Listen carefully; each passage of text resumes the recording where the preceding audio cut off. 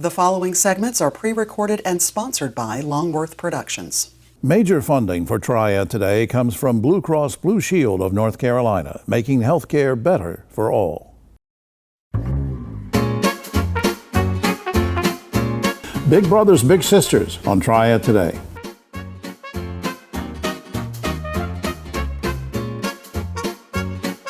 Hello everyone, I'm Jim Longworth and welcome to another edition of Triad Today, coming to you once again from the Kernersville Auto Museum. We'll tell you more about the museum later on, and later on is when the roundtable shows up, and I guarantee you we'll get into a lot of controversial topics with them.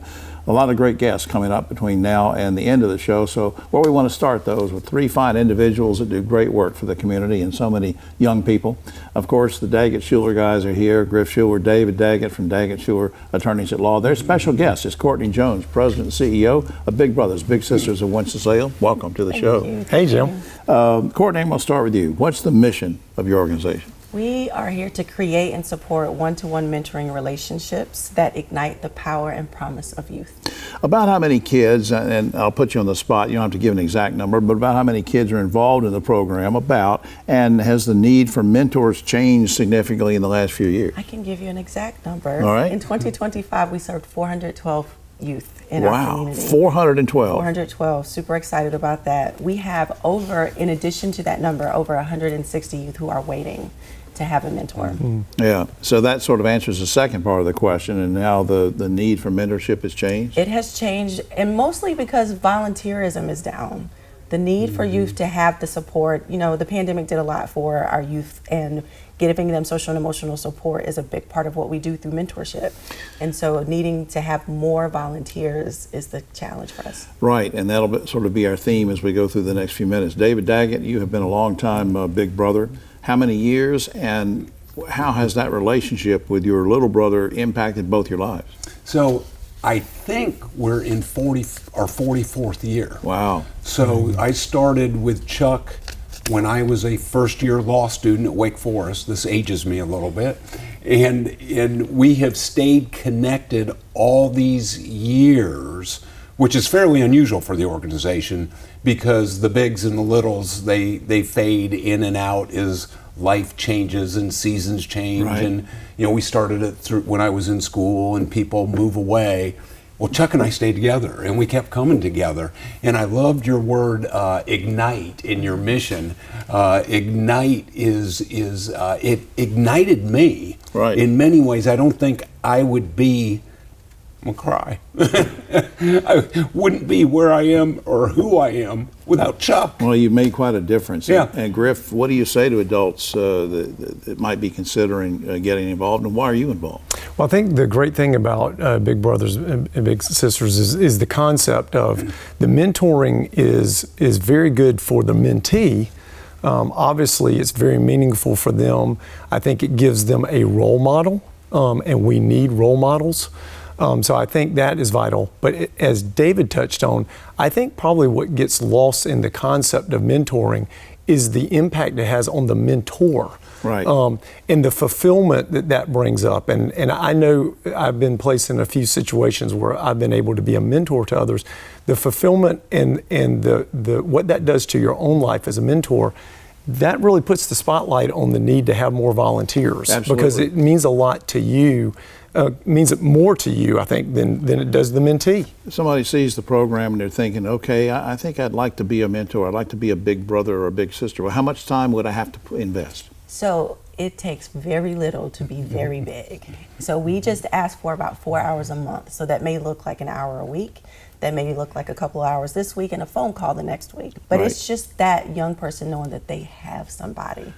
David, it's National Mentoring Month. I have a few seconds left. Final thoughts? Well, Chuck and I, we often say together and in unison, it changes both lives forever, and it does. Yeah. So I would encourage people, if you want to make this world a better place, Dr. King said, if you love one other child as much as your own, all the problems in the world would go away. Absolutely. And through Big Brothers, Big Sisters, we can love one child like our own. That's a great message. That's a great message. And up on screen is BBBSNC for Big Brothers Big Sisters North Carolina.org. You can call 724-7993 as well to get involved. We encourage that. And of course, please if you need the assistance of Daggett Schuler. Go to DaggettSchulerLaw.com or call 724-1234. To all three of you for what you do, thanks so much. Thank you. We'll be right back after this. I am so Why frustrated. can no one help me? Waiting is the worst. I think it's healthcare is broken. At Blue Cross and Blue Shield of North Carolina, we get it. Really? Really. That's why we're making healthcare better for all. Starting with you. Yes, you, Daryl. We're making plans easier to navigate by putting your benefits, prescriptions, and details all in one place. Convinced? No. But it's a start. We'll take it. Blue Cross North Carolina. Making healthcare better for all. Starting with you.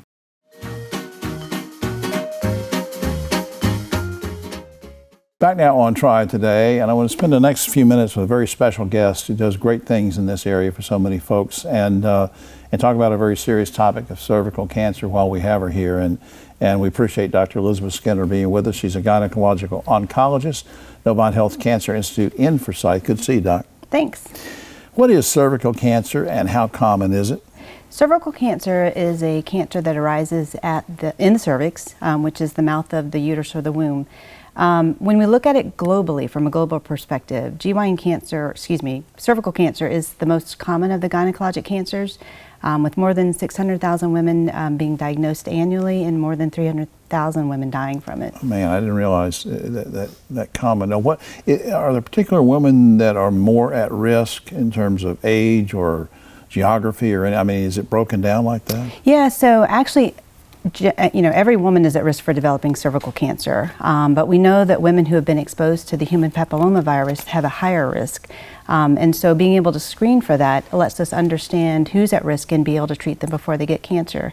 That's why we see geographically, you're asking that question, in Southeast Asia, Sub-Saharan Africa, and in South America, it's a much more prevalent cancer than what we might see here in the United States. Oh man, what are the signs and symptoms of cervical cancer? So just to be honest, if a woman has cervical cancer, she may have no symptoms whatsoever, but abnormal bleeding, bleeding in between cycles, bleeding with intercourse, discharge, pelvic pain, those are things that may tip off that something's going on. But how would she know that it's time to go see someone like you as opposed to maybe it's just something else going on? No, that's a great question. So a woman should definitely discuss with her healthcare provider, when should I get cancer screening? Cervical cancer screening has changed and evolved over the years, but having that conversation with your doctor can help you understand when you should check that out. But in terms of any woman that has the abnormal bleeding or the discharge, they should definitely have that checked out. Oftentimes it's not going to be cancer, but better to be safe than sorry. We don't have to get into too much graphic detail or anything, but what kind of screening are you talking about? How would we catch it? Sure, yeah. So cervical pap smears, which allow us to look at abnormal cells and also check for the HPV, give us an indication if a woman could be at risk and then potentially treat her before she even develops the cancer. Any new treatments that maybe we didn't have years ago? Or? Yeah, there's a lot of research that's been looking at how can we improve outcomes for women with this type of cancer. Looking at just rearranging some of the treatments that we use currently and putting them into different orders has helped. And then also looking at immunotherapy, which gets our immune systems to help fight the cancer. Right. Looking at more targeted therapy. Those are things that have definitely come in for cervical cancer patients. But you can't prevent it, can you? Yeah, you totally can prevent it. That's what cervical cancer screening does, and also primary prevention with the HPV vaccinations, such as Gardasil, definitely can reduce the chance of getting the infection, which can then prevent you from getting the cancer. So don't turn your back on vaccinations. She didn't ask me to say that, but I said it anyway. Cervical Cancer Awareness Month. Everybody has a month, I guess, and that's good. Why is it important to have a month? Well, to raise awareness about these cancers. One of the things about the United States is that back in the early 1900s, cervical cancer was the leading GYN cancer that was diagnosed. And with the implementation of pap smear screening, the vaccinations, and awareness, we've really dropped that down dramatically. Why did you want to become a surgeon? Why did you something when you were a little girl, a father, an aunt, an uncle, a teacher, somebody planted the bug in your head, or what? I actually didn't want to become a surgeon until I went to medical school and was able to be in the theater and to see what's there. So, it's just it's an honor and a privilege to be able to help people through pretty significant things. So you came to it late? Yeah, a little bit late, yep. Yeah, all right. Well, What were you going to be, do you think? I was going to be a pediatrician, which is completely different from what I do now. Right. So. But you're still helping people. I tell you, I think what you're doing is great. Up on screen, novonthealth.org/cancer-institute-forsyth, or you can go to the general website, novonthealth.org, and go through the portals. But you can also call 277-8800 if you like, and get more information. Dr. Elizabeth Skinner, I sincerely appreciate what you're doing in helping to raise awareness for this, and I hope you'll come back sometime. Thank you. Thank you. We'll be right back after this. Hi, I'm Jim Longworth, reminding you that Triad Today also airs on GTN Spectrum Channel 13 and streams on WFMY Plus, free on Roku and Amazon Fire.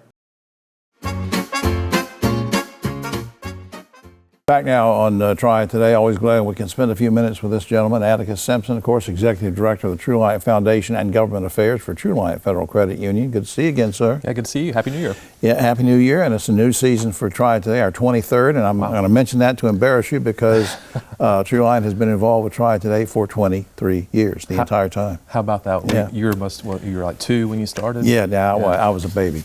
All right, okay, let's talk about what's been going on with the foundation lately, because and remind us what the Donate Dollars campaign's all about. Yeah, well, thanks for asking. We had a really good year last year, 2025. Hard to say that year, but the foundation in its first year of operation, because of the generosity of donors and True Light Federal Credit Union first and foremost, and the donors from local, regional, even national, including our vendors, we were able to contribute about $550,000 into the communities that we serve, supporting about 100 organizations focused on providing solutions to workforce development, social mobility, and financial wellness. So we were really proud of that. And of course, we ended the year with the Donate Dollars campaign. So over $500,000 for that alone. Yeah. Now, what's the deal with it? You sent me an email one day about the match. What is that? Yeah, so the Donate Dollars campaign, we did that at the end of the year to fight food insecurity, because there was a lot of issues with that at the end of the year. Always are around the holiday season. Right. We said that if people would give to the foundation, we would match that dollar for dollar. And because of the generosity of our members, our neighbors, we were able to raise about $30,000. We matched that to $60,000, and then we actually gave an additional $50,000 in November to meet immediate needs. So we were able to give $100,000 to help food insecurity across the footprint that we serve. Just targeted for the hunger situation. Exactly. Where do donations come from? They came from all over. We had about 12 different states represented. We had donations as far away as California and Texas, but a majority of the donations came from North Carolina in the Triad region here, which we were really proud of. We didn't know what to expect, but people were very generous. Interestingly enough, a large majority of the donations were $25 or less. Wow. Which shows you don't have to be wealthy to be philanthropic, you just have to care. And that's certainly what your audience and citizens of the Triad showed. They cared about food insecurity, and they helped us support a really great cause. Give me a couple examples of year-round type of thing, groups that maybe would receive grants, just so people get an idea of, where does that foundation money go to? Give me a couple specific examples. Sure. So, the Donate Dollars, the money there is being distributed to the local food banks across our 4 markets. So here in the Triad, we'll be making a contribution to Second Harvest Food Bank. Right. That's a good example. But there's a lot of smaller nonprofit organizations that we support. So typically, if there are organizations that have revenues of less than about $500,000, those are the types of nonprofit organizations that we support, because typically they're looking for additional support and they don't have the manpower, the people power to do the work. And so we really look at those smaller organizations that are serving low-income communities. About 68% of our giving went into low-income communities last year, organizations serving those communities. And then about 70% of our giving went to minority-led organizations. What is your pitch to people when they say, well, Atticus, why is it important for the entire community? Why is it important for everybody to support the foundation? Sure, I appreciate that question. I think the thing that I would say is that because there's a lot of needs out there, but more importantly for the True Light Foundation, you have the backing of a financial institution that can help us not only manage our money well, but also to give it to the right places. True Light supports 100% of our operational costs. So that means for every dollar that people give to the foundation, it's going to go right back into the communities we serve. We don't take a cut of that for operational. We don't take it for administrative. The money will go right back into the communities we serve. And the other thing that I like to say is the True Light Foundation is building a community bridge to a brighter tomorrow. And so this is a great way for people to give brighter and be a part of a really great cause. Absolutely. Is it, well, let's piggyback on that. We just have a few seconds left. Is it difficult to give? I mean, the process of... No, I think it's very easy. You can give online. You can go to our True Alliance website, click on Foundation. There's a way to give online. But you could also go to one of our branches and make a contribution from one of our relationship bankers. All right, on screen, truealliant.org/foundation is the way to do that. Atticus Simpson and Todd Hall and all the great people at True Alliant, thanks for what you do. Thank you. Here's to 23 more years. All right, man. Thanks. Right, thank you. We'll be right back after this.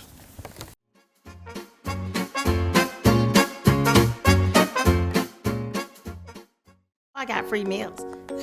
What do you mean? No, seriously, how much did you pay us? I didn't pay anything. I learned how to cook all of these fresh foods that were delivered to my house. Everything in that grocery bag that's fresh, I had a recipe for, and I know how to cook. It encouraged us to eat better, to shop better, make better decisions.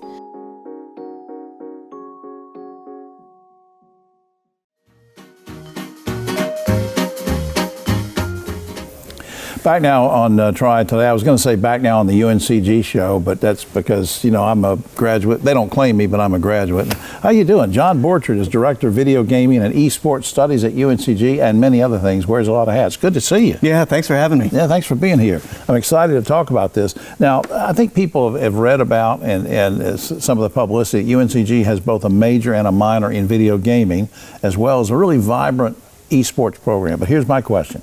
Why did the university decide in the beginning to add video gaming to its catalog? Because that's not something that's traditional. Sure. Oh no, it's not traditional, but UNCG wants to meet our students where they are, and our students are playing video games.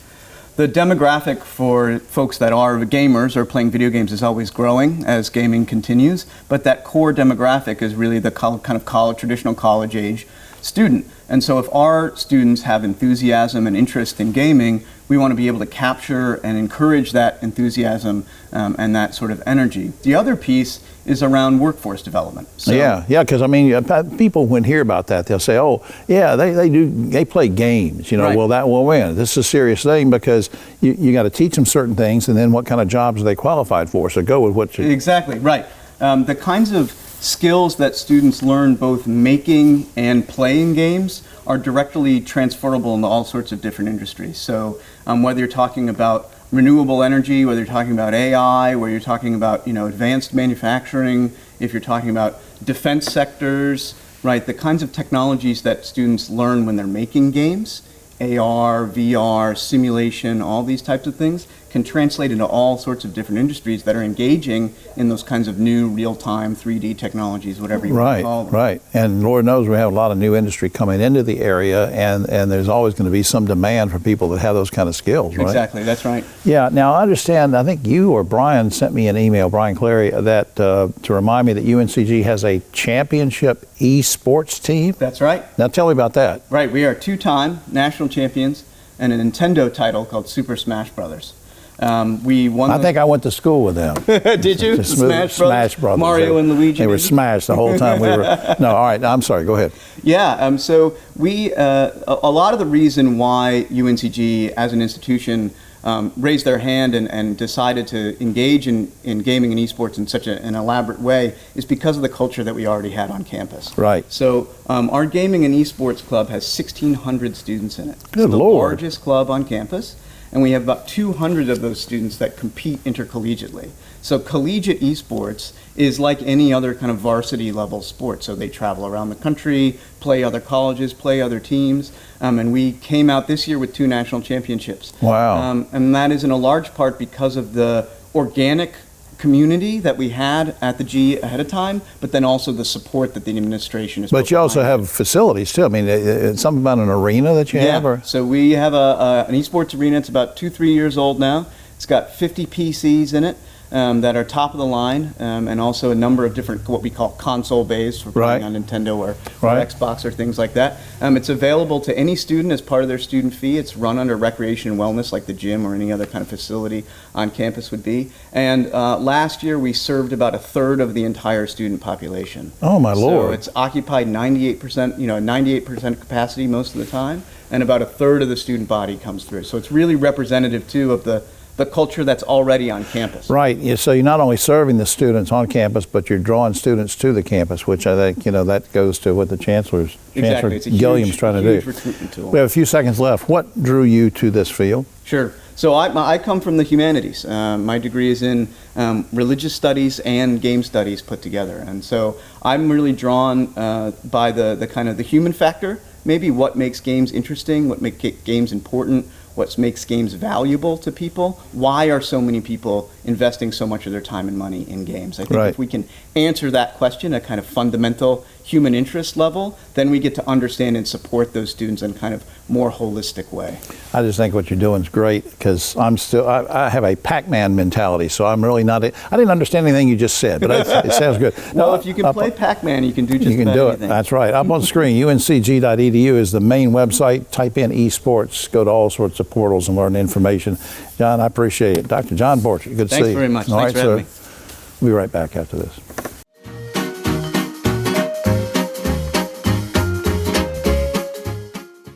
At Sutton Brothers, we're confident we can help you solve your heating, cooling, plumbing, and electrical needs. So confident that we'll fix it or it's free.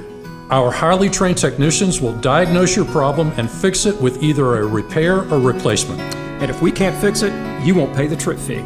So the next time you have a problem, call us. We'll make sure you're completely satisfied. Guaranteed. Call Sutton Brothers today and be confident things will be done right. Schedule online at suttonbros.com. Major funding for Triad Today comes from Blue Cross Blue Shield of North Carolina, making healthcare better for all.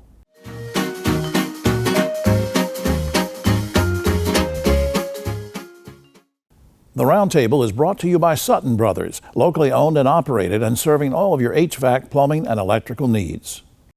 Back now on Triad Today, just about time for the Roundtable, but a quick shout out to the good folks here at the Kernersville Auto Museum. It's free to come out on Fridays, Saturdays, and Sundays. I hope you will. It's a great place. It's a great place to be here anytime these three guys here. Like the cars, these three have histories. I don't want to go into that.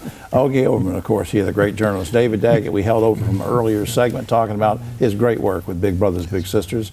And a man who knows about mentoring, Keith Granberry, founder of Helping Hands Consultants. All right, guys, measles are spreading far into northern South Carolina, and so far we've had 5 reported cases in North Carolina. Even though there's no organized religion opposing vaccinations, North Carolina is one of 30 states that still allows children to get a religious exemption from being vaccinated. Guys, given the health risk involved, should North Carolina end its exemption from vaccines based on religious beliefs? Ogie. I don't remember ever seeing anything in the Bible about vaccinations. I don't understand what a religious exemption would be for that. Yeah, the religions don't have it, but they're letting personal. David, what do you think? I think public health is important, and what's good for one is good for all, and what's good for all is good for one. I don't think there should be exemptions. What do you think, Keith? No exemptions. I don't think any exemptions. All right, last week the State Board of Elections made it official. They nixed early voting sites on the campuses of A&T and UNCG. The board says there are 10 other early voting sites in Guilford County that those students can go to. Guys, are you okay with limiting the number of voting sites, or is the State Board just trying to suppress votes by Democrats and young people? Ogie. Well, of course, they've been suppressing votes for 15 years now, ever since Art Pope gerrymandered North Carolina. That's all it is, and they don't even try to disguise it. It's just flagrant Democratic suppression. David? Yeah, I'm getting tired of political decisions on everything, on both ends of the spectrum. Let's do what's right. It's right to allow access to voting. Right. Keith, they eliminated early voting sites for UNCG and A&T. Everyone understands it should be easier for people to vote, not harder. Why are we having students who, many of them don't have transportation, having to go outside their university to vote? What is that about? Yeah, so them saying there's 10 got a other democracy, correct? Right, and they said there's 10 other sites, but like you said, they may not be able to get to them. Speaking of the Board of Elections, they also said no to early voting on Sundays. The board says that will save taxpayers money. Critics say this is a deliberate move to dilute minority voting strength on a day of the week when many black churches coordinate quote-unquote souls to the polls campaigns. Who do you side with, the Board of Elections or churches? Like they're really concerned about saving taxpayer money. Give me a break. I mean, it's so obvious. It's just really an insult to your intelligence, what the Republicans try to do. All right, David. I think my answer is the same as the last question, is we should expand voting opportunities, not contract. And this looks pretty intentional. They're saving taxpayer money, no Sunday voting. I think we're on a slippery slope here. The Voting Rights Act has been amended from 1964, 65, making it harder for people to vote. ISIS going into communities, scaring Hispanic. This is a very, very slippery slope that we're in right now. Yeah, because the only way to get around the problems we're having is to get people out to vote. And then if you can't get them out to vote, and so on and so forth. Last week, while touring a Ford plant in Michigan, President Trump was seen giving a heckler the middle finger after the worker shouted out, "Pedophile protector." Afterward, that employee was suspended without pay. Guys, did Ford do the right thing as a company, as an employer? Or did the company violate the workers' right to free speech? Ogie Overman. I would have given him a raise and a promotion. The guy. I think it was wonderful what he did. I would have been there right beside him. Free speech issue, David? Yes and no. I believe in decency and respect, and decency and respect should apply to all people in all venues. I'm not sure that was the proper place or time. However, I thought the response to it was despicable. Yeah, on both counts. I agree with you totally. Keith? I think respect goes both ways. Absolutely. I mean, if people want respect, they have to give respect. And we have to look at the situation and determine whether the person actually gives people respect in order to get respect, no matter what office you are, even though you're supposed to give respect to the President of the United States. That office is supposed to be held in high esteem. Yeah, it's as you said, it's a tough situation, but yeah, difficult on that guy, and he's a hero to some people. Finally, guys, People magazine recently reported on a newlywed who said she cannot get pregnant because she's allergic to her new husband. Guys, have you ever been allergic to a woman, or has a woman ever been allergic to you, Ogie? I don't think allergic is quite the word. I mean, there's a lot of words that might apply, but I don't think that's one of them. David, have you ever been allergic to a woman, or? My first date with my wife, I'm allergic to cats. We went to a baseball game, and the kid next to me apparently had cats. And so the first date with my wife, I sneezed the whole time. You sneezed the whole time. She thought I was allergic to her. But Dave didn't answer the question. Oh yeah, I'm avoiding the question. Have you ever talking about cats? Have you ever been allergic to a woman? How about Keith? Have you ever been allergic to a woman, or a woman? Man, they attracted me like bees on that. Yeah, of course they are. Push them away. Well, that's all right. Okay. Can't take Claritin for that. No, all right, you can't, no. That's all the time we have. Oh, except for this. A woman in Oregon has sued her next door neighbor because the neighbor's duck attacked the woman. But they went to court, and since there was no damage done, they dismissed the case. The duck did not, and the way the conclusion was that there's no harm, no foul. See, the ducks. Okay. I was all of waiting. us here, I'm Jim Longworth. We'll see you next time.